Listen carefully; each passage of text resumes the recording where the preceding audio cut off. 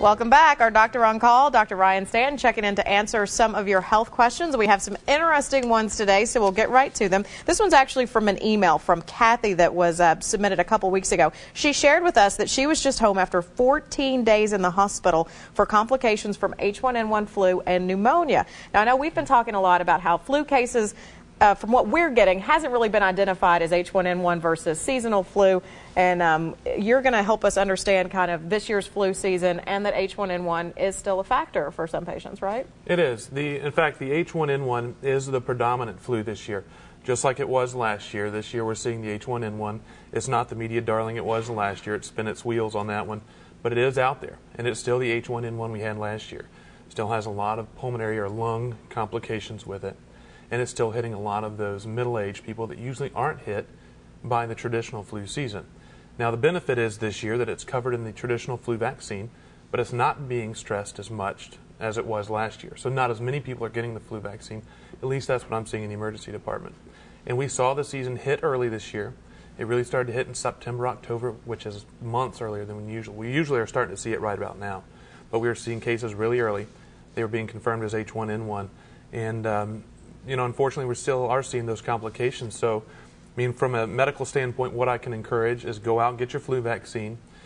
If you're in a high-risk situation, somebody at home who's ill, immunocompromised, getting chemotherapy for cancer, young children, old people, elderly people around the house, then you need to get that done. And if you have any concerns, come in, see your doctor, see us, and we can get you taken care of.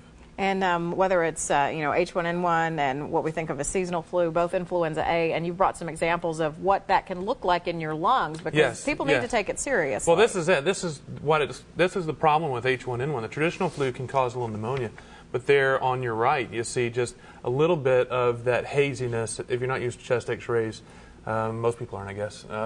It's a little bit hazy. It's not as clear. If you think about that clearness that we get, being able to get air in there and get that into the blood, the left there is somebody that's going to have a really hard time, which is that obliteration of the lungs altogether, and just can't move any oxygen, and no matter what we do, we can't. That's when we have the folks that unfortunately die from this disease. So it's something that's pretty well controlled with the vaccine, so get it done. And Kathy wanting to remind folks, because after her diagnosis, that it's still out there, so we thank Kathy for emailing and prompting us to share that updated information from you. I like this question from Darius that he submitted on our website. His exact words: what the heck is a funny bone, and why does it hurt, like, when you do hit it? Well, the funny bone is a good, nice little lighthearted question here, but it's something we all have experienced at some point. And that's hitting your elbow just right and getting that tingling down into your fingers. And we have a reaction. I think we captured this from somebody earlier. We got that photo of what it looks like when you hit your funny bone. Oh no! If not, I can almost reenact that. Ooh, look, you get whenever you hit your funny bone. Well, what it is not really a bone per se. What it is we have 3 nerves that control our hand and arm. And the one that we're talking about here is called the ulnar nerve. The ulnar bone being the one on the inside of the arm there. And it runs down, and it actually functions for the pinky finger and half of the ring finger, the 4th finger on your hand. So when you hit the funny bone, you're hitting it right there where it goes under the elbow. You can feel that bone that sticks out on the inside of the arm. The nerve kind of hooks right up under that. And when you hit the funny bone, that's pinching that nerve in between the bone and whatever you hit it on, which for me it's almost always a table. And then you get that nerve sensation, that tingling burning of like the nerve going to sleep down into those fingers. And if you actually think about it, it's only the 5th digit and that 4th digit when it happens. And so it's that ulnar nerve. It's a temporary nerve injury. It's never permanent, never have a significant side effect from it.